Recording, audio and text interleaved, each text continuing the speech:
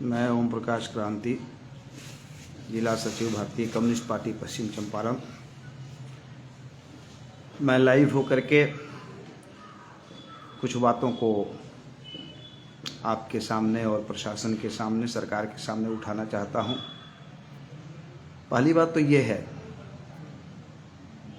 कि अभी किसानों ने धान काटा और उनको पैसे की बेहद ज़रूरत है रबी फसल की खेती के लिए, कर्ज चुकाने के लिए, बाल बच्चों को पढ़ाने के लिए। लगन का दिन चल रहा है, शादी विवाह के लिए। लेकिन अभी भी सरकारी स्तर पर धान की खरीद शुरू नहीं होने से किसानों को अपनी धान की फसल को औने पौने भाव में बेचना पड़ रहा है। 1200 से लेकर के 1300 रुपया क्विंटल तक बेचना पड़ रहा है, जबकि सरकार ने सुपर फाइन धान का कीमत 1975 रुपया प्रति क्विंटल और 1940 रुपया प्रति क्विंटल तय किया है। तो मैं सबसे पहले तो ये कहना चाहता हूँ और मांग करना चाहता हूँ कि पश्चिम चंपारण जिला एक कृषि प्रधान जिला है। यहाँ के लोगों का बड़ा हिस्सा अपनी जीविका के लिए खेती पर आधारित है। तो सरकारी स्तर पर प्रत्येक पंचायत में धान की खरीद अविलंब शुरू की जाए ताकि किसानों को राहत मिल सके, उनके फसल का उचित कीमत मिल सके, मेहनताना मिल सके। दूसरी बात मैं कहना चाहता हूं कि अभी गन्ना का पेराई का सीजन चल रहा है। मामूली गन्ना की कीमत में 5 रुपये क्विंटल की वृद्धि की गई, जबकि डीजल के बढ़े दाम के कारण गन्ना की सिंचाई, खेत की जुताई आदि सभी चीज़ों की कीमतें काफ़ी बढ़ गई। ऐसी परिस्थिति में अभी जो सरकार गन्ना का कीमत तय की या मिल वाले जो भुगतान करेंगे, उससे किसानों के गन्ना खेती का लागत भी सधना मुश्किल है। पहले से ही भारतीय कम्युनिस्ट पार्टी किसानों के गन्ना की कीमत को 500 रुपया प्रति क्विंटल घोषित करने का मांग करती आ रही है। अभी बाजार में चीनी का दाम भी बढ़ गया। आप देखेंगे कि जब गन्ना के पेराई का सत्र शुरू होता है तो बाजार में चीनी का दाम घटाकर चीनी मिल के मालिक कहते हैं कि चीनी का कीमत घट गया, इसलिए हम गन्ना का कीमत नहीं बढ़ा पा रहे हैं। लेकिन जैसे ही गन्ना की पेराई समाप्त होती है, चीनी उनके गोदामों में स्टॉक हो जाता है, तो तुरंत चीनी का भाव बढ़ा करके बेचना शुरू करते हैं। इसलिए हम मांग करते हैं कि किसानों के गन्ना फसल की कीमत 500 रुपया क्विंटल किया जाना चाहिए। तीसरी बात जो मैं कहना चाहता हूं वो ये कि अभी बड़े पैमाने पर रबी की खेती हो रही है। तिलहन हो, दलहन हो या खास करके गेहूं फसल हो। रबी की खेती में डीएपी खाद की काफ़ी आवश्यकता होती है। लोग डीएपी खाद खेतों में डालते हैं, लेकिन ये बदकिस्मती कहिए कि अभी डीएपी खाद मार्केट से आउट नहीं मिल पा रहा है। किसानों में हाहाकार मचा हुआ है। किसान खाद के अभाव में रबी की खेती नहीं कर पा रहे हैं। अभी तक सरकार डीएपी खाद की उपलब्धता सुनिश्चित नहीं कर सकी। दूसरी तरफ आप देखेंगे कि धड़ल्ले से बाजारों में नकली डीएपी खाद बिक रहे हैं। जो अशिक्षित किसान है, बुर्बक किसान है, जिनको लग रहा है कि गेहूं और अरबी की खेती में लेट हो रहा है, वैसे किसान इस नकली खाद के शिकार हो रहे हैं। नकली खाद बेचा जा रहा है। कृषि विभाग मौन है। ऐसे नकली खाद बेचने वालों पर कहीं कोई कार्रवाई नहीं हो पा रही है। इन नकली खादों को जमीन में डालने पर, खेतों में डालने पर मिट्टी की उर्वरा शक्ति को भारी नुकसान होगा। खेत बंजर भी हो सकता है। लेकिन एक तरफ डीएपी की उपलब्धता नहीं होना, दूसरी तरफ नकली डीएपी का बाजार में बिकना, ये तमाम घटनाएं, ये तमाम बातें घटित हो रही हैं। लेकिन न तो प्रशासन का ध्यान है और न सरकार के लोगों का। पूरा प्रशासन शराबबंदी में लगा हुआ है। लेकिन आप देख रहे हैं कि आए दिन शराब के ऑनलाइन सप्लाई की घटनाएं सुनने को मिल रही है। लोग पकड़े भी जा रहे हैं। चुलाई के शराब भी पकड़े जा रहे हैं, पीने वाले भी पकड़े जा रहे हैं। कुल मिलाकर के एक अव्यवस्था सी बात नजर आ रही है।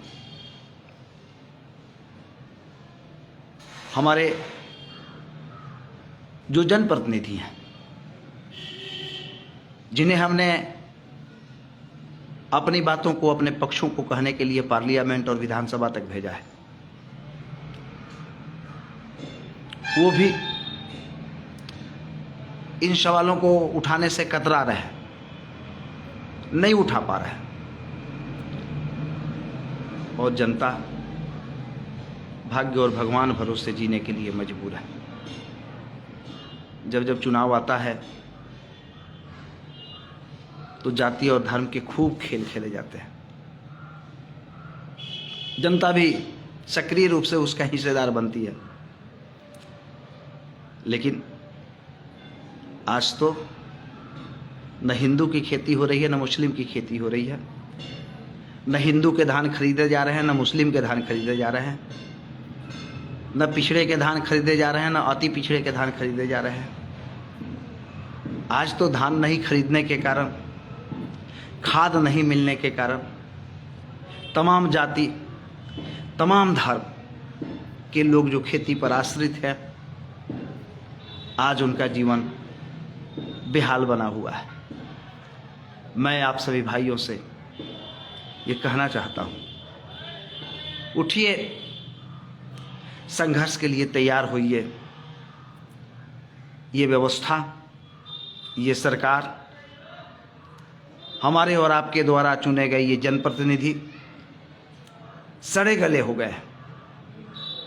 इन्हें आम जनता के रोजी रोटी, खेती बाड़ी, उनके बाल बच्चों के भविष्य, पढ़ाई लिखाई, दवा दारू, किसी चीज़ से लेना देना नहीं है।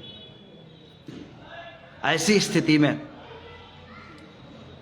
हमें स्वयं खड़ा होना होगा और अपने हक और अधिकारों के लिए लड़ने के लिए आगे बढ़ना होगा। आप सब लोग तो आज भी कम्युनिस्ट पार्टी को, उसके वर्कर को, उसके नेता को ये दृष्टि से देखते हैं। आप कहते हैं कि ये विचारधारा तो मर चुकी है। लेकिन मैं आपसे कहना चाहता हूं कि कभी पलट करके सोचिए तो कि कौन लड़ता है आपके लिए। आज किसानों को खाद नहीं मिल रहा है, किसको चिंता है? कम्युनिस्ट पार्टी के कार्यकर्ता आज सड़कों पर उतर करके सरकार के इस नीति का विरोध कर रहा है। आज किसानों का धान नहीं खरीदा जा रहा है, कौन लोगों को इसकी चिंता है? आज कम्युनिस्ट पार्टी के लोग धान खरीदारी शुरू करने के लिए आंदोलन कर रहे हैं, किसानों के गन्ना के मूल्य को बढ़ाने के लिए आंदोलन कर रहे हैं, नकली डीएपी जो बिक रहा है उसको रोकने के लिए आंदोलन कर रहे हैं। ये आपके रोजी रोटी का सवाल है, आपके पेट का सवाल है, आपके परिवार के भविष्य का सवाल है।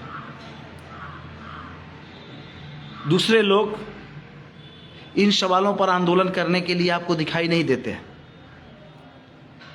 क्योंकि उनकी समझ है कि हम जनता के मुद्दों पर आंदोलन करके चुनाव नहीं जीतते, चुनाव नहीं लड़ते। हम तो अपने जातीय समीकरण और धार्मिक समीकरण के आधार पर चुनाव जीतते और चुनाव लड़ते हैं, और जनता भी उसी में बह जाती है और उसका खामियाजा फिर जनता को भुगतना पड़ता है। इसलिए मैं सभी भाइयों और बहनों से कहना चाहूँगा, आज त्राहिमाम है, आज किसी को कुछ दिखाई नहीं पड़ रहा है। ऐसी बेहाली स्थिति में आप सभी लोग संगठित होकर के किसानों के सवाल पर, मजदूरों के सवाल पर संघर्ष करने के लिए आगे बढ़िए। आज बेरोजगारी का आलम बढ़ता जा रहा है, हमारे पढ़े लिखे नौजवान आज आत्महत्या करने के लिए मजबूर हो रहे हैं। जो बाप मतारी बड़े अरमान के साथ अपने बेटे को पढ़ाया, बेटी को पढ़ाया, आज उसे नौकरी नहीं मिल रही है। तमाम विभागों में बड़े पैमाने पर रिक्ति है। स्कूलों में पढ़ाने के लिए सब्जेक्ट वाइज टीचर नहीं है। अंचलों में जाइए, आपकी किरानी बाबू नहीं है। प्रखंडों में जाइए, किरानी बाबू नहीं है। आपको अपने ज़मीन की पैमाइश सरकारी अमीन से करानी है, अमीन नहीं है। आप अस्पतालों में जाइए, पर्याप्त डॉक्टर्स नहीं है, नर्सें नहीं है, कंपाउंडर और ड्रेसर नहीं है। तमाम विभागों में बड़े पैमाने पर रिक्ति है, वैकेंसी है। लेकिन एक तरफ रिक्ति है, दूसरी तरफ आपके बेटा और बेटी पढ़ करके बेरोजगार हैं। बहाली नहीं होने के कारण, नियुक्ति नहीं होने के कारण न तो आपके बच्चों को रोजगार मिल पा रहा है और न रिक्ति को भरा जा रहा है। लेकिन काम चलाने के लिए आउटसोर्सिंग का सहारा लिया जा रहा है। बहाली करने के बजाय बाहर से लोगों को लेकर काम चलाया जा रहा है। सरकार का काम तो चल जाता है, लेकिन कभी आपने सोचा कि आउटसोर्सिंग के नाम पर जिनको लिया जा रहा है उनके श्रम का कितना बड़ा शोषण होता है? आज जाकर के देखिए, स्वास्थ्य विभाग में कोरोना वैक्सीनेशन के वेरीफायर के रूप में आउटसोर्सिंग के नाम पर लोगों को लगाया गया है। वो पढ़े लिखे लोग हैं, उन्हें 200 रुपये मात्र दिए जा रहे हैं। अंदाजा लगाइए कि आज के समय में, इस महंगाई में 200 रुपया में एक दिन वह आदमी अपने गाड़ी में पेट्रोल भरवाएगा, खाना खाएगा या अपने परिवार को खिलाएगा? ये आउटसोर्सिंग के नाम पर बड़े पैमाने पर लूट मची हुई है। शहरी निकायों में जाके देखिए, बहाली नहीं हो रही है। आउटसोर्सिंग के नाम पर कंपनियों को ठेके दे दिए गए और वे कंपनियां बाकी बहुत कम मजदूरी पर सफाई कर्मियों को रखती है। एक तो मजदूरी कम देती, दूसरी तरफ उनका शोषण होता, जब मन किया तो हटा दिया जाता है। अस्पतालों में चले जाइए, लगभग सभी अस्पतालों में सफाई कर्मी से लेकर के चादर और तकिया के खोल धोने वाले तक, रोशनी की व्यवस्था करने वाले तक, ये सब के सब आउटसोर्सिंग के आधार पर चल रहे हैं। सिक्योरिटी गार्ड आउटसोर्सिंग के आधार पर चल रहे हैं। विभाग से एक एक सिक्योरिटी गार्ड के नाम पर 15,000 रुपये लिए जाते और बेरोजगार नौजवानों को रख करके 7 से 8,000 रुपया दिए जाते। ये लूट, आउटसोर्सिंग के नाम पर ये लूट मचा हुआ है। जब सरकार को हैंड्स की जरूरत है तो सरकार हमारे बेरोजगार नौजवानों को क्यों नहीं भर्ती कर रही है? पहले स्कूलों में नाइट गार्ड होते थे, अस्पतालों में गार्ड होते थे, आप उनकी बहाली क्यों नहीं कर रहे हैं? कंपाउंडर ड्रेसर की बहाली क्यों नहीं कर रहे हैं? अभी तो आपने जो वंध्याकरण है, बच्चा बंद करने के लिए जो ऑपरेशन होता है, वो पहले विभाग के द्वारा किया जाता था, मेडिकल कैंप लगाए जाते थे, आपने उसको भी कंट्रैक्ट पर दे दिया। ब्लॉक बिक रहा है। जिस डॉक्टर को, प्राइवेट डॉक्टर है, यदि उसको बंध्याकरण का ठेका लेना है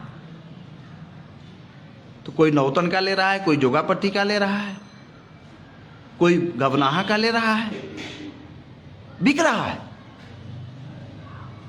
यह स्थिति पैदा हो गई है। इसलिए मैं आप सबसे कहना चाहता हूं, बड़ी ही विचित्र दौर से, अंधकारपूर्ण दौर से, कोई उम्मीद नहीं, कोई भरोसा नहीं, निराशा की दौर से हम सब गुजर रहे हैं। और इस निराशा की दौर से बचने के लिए अब एक ही रास्ता बचा है, वो संघर्ष का रास्ता बचा है। हम अपने नौजवानों के रोजगार के लिए, किसानों के फसल के दाम के लिए, उनकी खेती के लिए डीएपी की उपलब्धता के लिए, इन तमाम सवालों को लेकर के लड़ने की ज़रूरत है, सड़कों पर उतरने की ज़रूरत है। और मैं भरोसा करता हूँ, मैं आप सबसे निवेदन करना चाहता हूँ, मैं ये नहीं कहता कि आप मेरे साथ आइए, मैं ये आपसे कहता कि आप किसान हैं तो आप स्वयं किसानों का संगठन तैयार करके अपने हितों की रक्षा के लिए सड़कों पर निकलिए।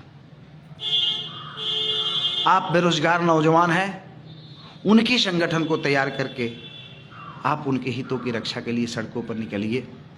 आप नहीं निकलिएगा तो इस देश को नहीं बचाया जा सकता है। यहाँ तो हर मर्ज की एक ही दवा बताई जाती है, और वो दवा है हिंदू और मुसलमान की दवा। मैं जानना चाहता हूं, क्या हिंदू मुसलमान करने से बेरोजगारी दूर हो जाएगी? किसानों के फसल के दाम मिल जाएंगे? जिन पदों पर रिक्तियां हैं वहां बहाली हो जाएगी? महंगाई कम हो जाएगी? यदि नहीं तो पुनः मैं आग्रह करता हूं, संघर्ष करने के लिए आप सड़कों पर उतरिए। हम आपके साथ हैं, हमारी पार्टी आपके साथ हैं, और मैं भरोसा दिलाता हूं कि इस समाज के बेहतर जीवन के लिए, इस समाज में अन्याय के खिलाफ, इस समाज में शोषण और उत्पीड़न के खिलाफ लगातार हमारी पार्टी संघर्ष करती रही है।